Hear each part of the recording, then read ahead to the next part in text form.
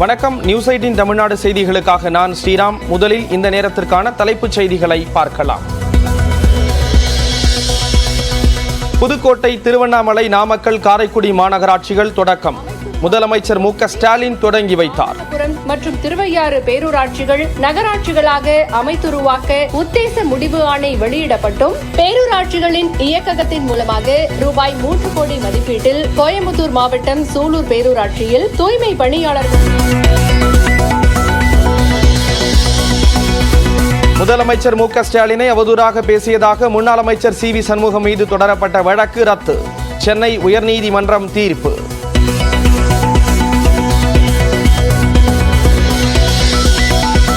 திருவண்ணாமலை மாவட்டம் ஆரணியில் கனமழை. கமண்டல நாகநதியில் வெள்ளப்பெருக்கு.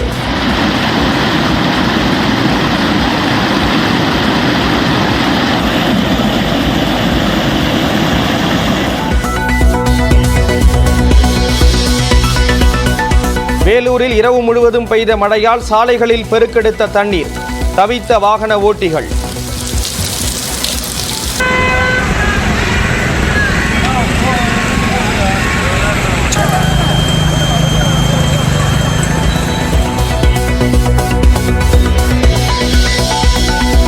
விழுப்புரத்தில் நேற்று இரவு பெய்த 13 சென்டிமீட்டர் மழையால் 2வது நாளாக பேருந்து நிலையத்தில் தேங்கி நிற்கும் மழை நீர்.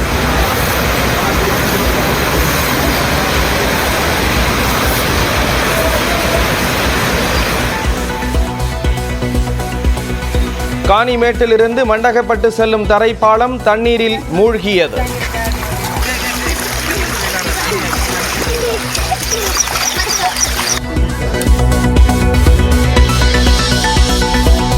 கிருஷ்ணகிரி மாவட்டத்தில் நேற்று இரவு கொட்டி தீர்த்த கனமழை.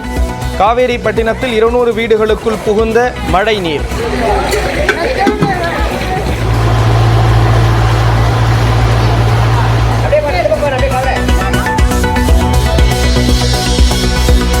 கள்ளக்குறிச்சி அருகே வடசெட்டியந்தல் கிராமத்தில் வீடுகளுக்குள் 3 நாட்களாக தேங்கி நிற்கும் மழை நீர். இயல்பு வாழ்க்கை பாதிக்கப்பட்ட நிலையில் தவிக்கும் மக்கள்.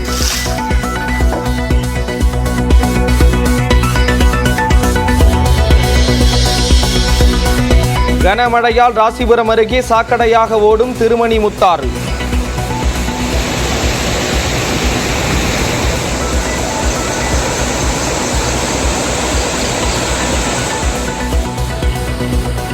சாயக்கழிவு நீரால் நுரை பொங்கும் நிலையில் தரைப்பாலம் மூழ்கியது.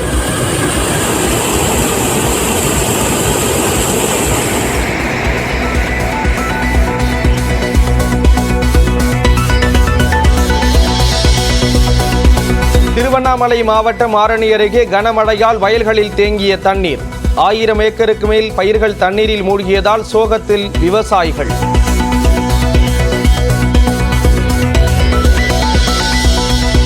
மதுரை, திண்டுக்கல், திருச்சி, நாமக்கல், சேலம் உள்ளிட்ட 9 மாவட்டங்களில் இன்று கனமழைக்கு வாய்ப்பு.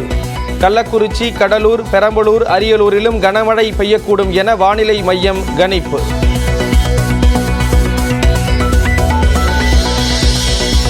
ராசிபுரம் அருகே வெண்ணந்தூரில் மதுபான கூடத்தில் சட்டவிரோதமாக மது விற்பனை. டம்ளர், நொறுக்கு தீனியை இலவசமாக கொடுத்து காட்டருக்கு 100 ரூபாய் அதிக வசூல்.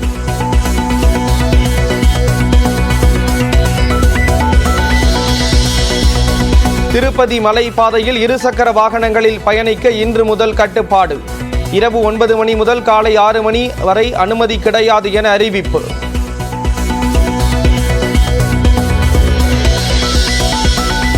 முதுமலை வனப்பகுதியில் உள்ள மாயாற்றில் தாயை பிரிந்து தவிக்கும் குட்டி யானை. தாய் யானையை தேடி வரும் வனத்துறை.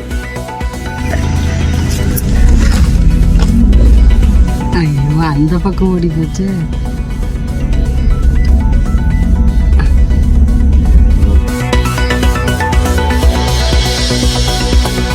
திருநெல்வேலியில் கடந்த 5ஆம் தேதி தமீம் என்பவர் கொல்லப்பட்டதற்கு கண்டனம். மேலப்பாளையத்தில் 1500 கடைகளை அடைத்து வியாபாரிகள் போராட்டம்.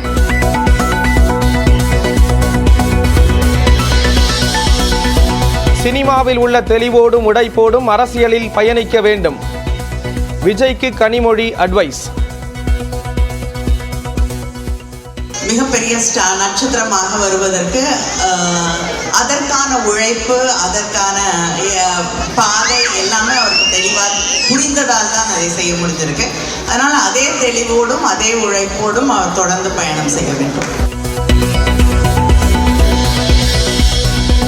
சிறையில் உள்ள டெல்லி முதலமைச்சர் அரவிந்த் கெஜ்ரிவால் உச்சநீதிமன்றத்தில் புதிய மனு. மதுபான கொள்கை முறைகேடு வழக்கில் சிபிஐ கைது செய்ததை ரத்து செய்ய கோரிக்கை.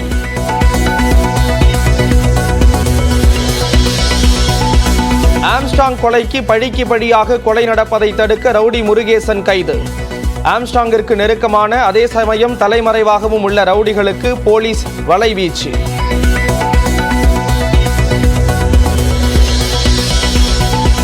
உடல் எடையை கட்டுக்கோப்பாக வைத்துக் கொள்வது வீரர் மற்றும் பயிற்சியாளரின் பொறுப்பு.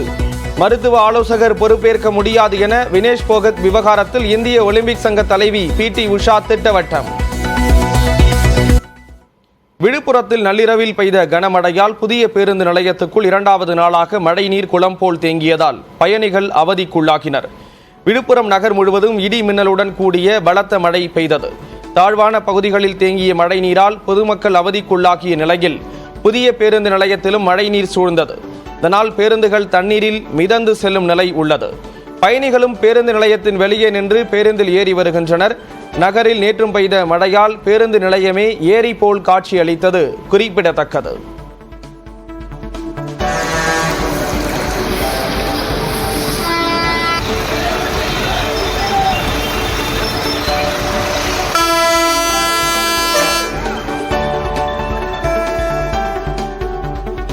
விழுப்புரம் மாவட்டம் மரக்காணம் ஓங்கூர் ஆற்றில் வெள்ளப்பெருக்கு ஏற்பட்டுள்ளது.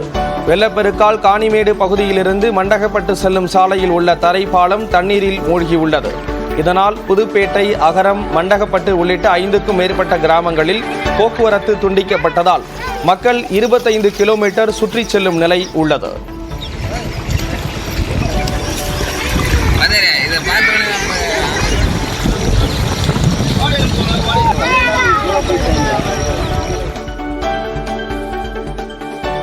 சேலம் மாநகரில் நேற்று இரவு முழுவதும் வெளுத்து வாங்கிய கனமழையால் பல்வேறு சாலைகளில் மழைநீர் பெருக்கெடுத்து ஓடுகிறது.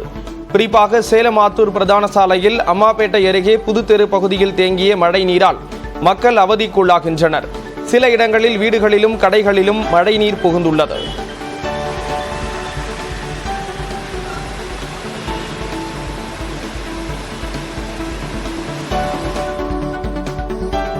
கிருஷ்ணகிரி மாவட்டத்தில் நள்ளிரவில் கொட்டி தீர்த்த கனமழையால் காவேரிப்பட்டினம் பகுதியில் 200க்கும் மேற்பட்ட வீடுகளுக்குள் மழைநீர் புகுந்தது. நள்ளிரவில் திடீரென பெய்த கனமழையால் காவேரிப்பட்டினம் எம்ஜிஆர் நகர் பகுதியில் உள்ள குடியிருப்புகளில் மழைநீர் புகுந்தது. வடிகால் ஆக்கிரமிப்பால் 2 அடிக்கு மேல் தண்ணீர் தேங்கியுள்ளதால் பொதுமக்கள் வீடுகளை விட்டு வெளியே வர முடியாமல் அவதியடைந்துள்ளனர்.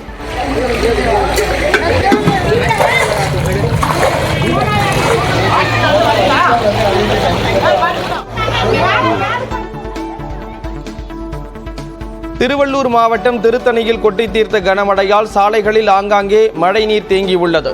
திருத்தணியில் உள்ள அரசு பள்ளி ஒன்றின் வளாகத்தில் தேங்கிய மழைநீரால் பள்ளி மாணவர்கள் அதிலேயே நடந்து வகுப்புக்குள் செல்லும் நிலை ஏற்பட்டுள்ளது. இதேபோல் சாலைகளிலும் தேங்கிய மழைநீரால் வாகன ஓட்டிகள் கடும் சிரமத்திற்கு ஆளாகியுள்ளனர்.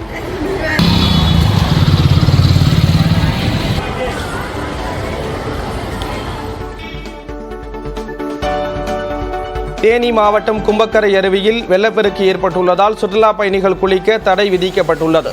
வட்டக்கானல், வெள்ளக்கவி உள்ளிட்ட கொடைக்கானல் வனப்பகுதிகளில் பிற்பகலில் இருந்து இரவு வரை கனமழை கொட்டி தீர்த்தது. இதன் காரணமாக பெரியகுளம் அருகே உள்ள கும்பக்கரை அருவியில் நள்ளிரவில் இருந்தே நீர்வரத்து அதிகரித்து வெள்ளப்பெருக்கு ஏற்பட்டது. பாதுகாப்பு கருதி சுற்றுலா பயணிகள் குளிக்க தடை விதிக்கப்பட்டுள்ளது.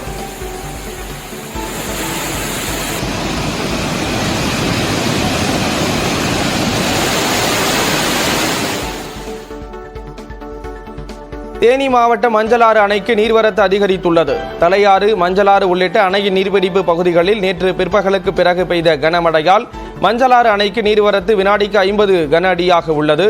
நீர்வரத்து முழுவதும் உபரி நீராக மதகுகள் வழியாக மஞ்சளாற்றின் வழியாக வெளியேற்றப்படுகிறது. நீர்வரத்திற்கு ஏற்ப உபரிநீர் திறப்பின் அளவும் அதிகரிக்கக்கூடும் என்பதால் கரையோர பகுதி மக்கள் பாதுகாப்பாக இருக்கும்படி பொதுப்பணித்துறையினர் எச்சரிக்கை விடுத்துள்ளனர்.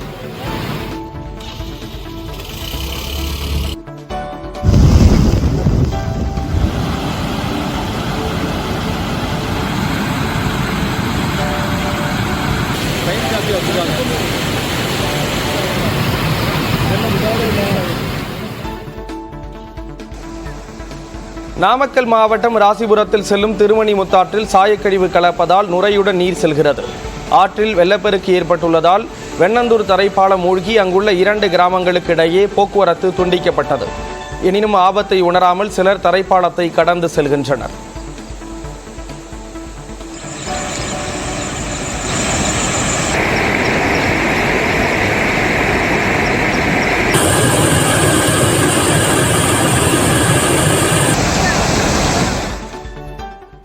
அடுத்ததாக 1 நிமிட செய்திகளை பார்க்கலாம். முன்னாள் அமைச்சர் சி.வி. சண்முகம் மீதான அவதூறு வழக்கை ரத்து செய்து சென்னை உயர்நீதிமன்றம் உத்தரவிட்டுள்ளது. கடந்த 2022ஆம் ஆண்டு பொதுக்கூட்டத்தில் பேசிய சி.வி. சண்முகம் முதலமைச்சர் மு.க. ஸ்டாலின் குறித்து அவதூறாக பேசியதாக திண்டிவனம் காவல் நிலையத்தில் வழக்கு பதிவு செய்யப்பட்டது. அதனை ரத்து செய்ய கோரி சி.வி. சண்முகம் சார்பில் சென்னை உயர்நீதிமன்றத்தில் மனு தாக்கல் செய்யப்பட்டது. இந்த மனு நீதிபதி ஜி. ஜெயச்சந்திரன் அமர்வில் விசாரணைக்கு வந்தது. அப்போது சி.வி. சண்முகத்தின் பேச்சால் சட்டம் ஒழுங்கு பிரச்சினை ஏற்படும் என்றால் அரசுதான் புகார் அளித்திருக்க வேண்டும் என்றும், ஆனால் திமுக நிர்வாகியால் புகார் அளிக்கப்பட்டதாகவும் மனுதாரர் தரப்பில் தெரிவிக்கப்பட்டது. சி.வி. சண்முகத்தின் பேச்சு மோசமானதுதான் என்றும் அவரது பேச்சை ஏற்றுக்கொள்ளவில்லை என்றும் கூறிய நீதிபதி, மோதலை ஏற்படுத்துதல், பொது அமைதிக்கு குந்தகம் விளைவித்தல் போன்ற பிரிவுகளில் வழக்கு பதிவு செய்ய முடியுமா என கேள்வி எழுப்பினார். வேறு பிரிவு ஏதேனும் பொருந்தும் என்றால் அந்த பிரிவில் வழக்கு பதிவு செய்வதாக காவல்துறை தரப்பில் தெரிவிக்கப்பட்டது.